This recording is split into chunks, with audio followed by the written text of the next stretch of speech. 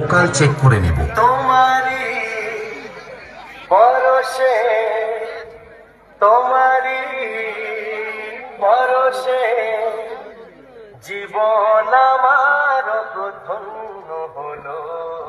তুমি যে আমার চির আশার আলো, তুমি যে আমার চির আশার আলো।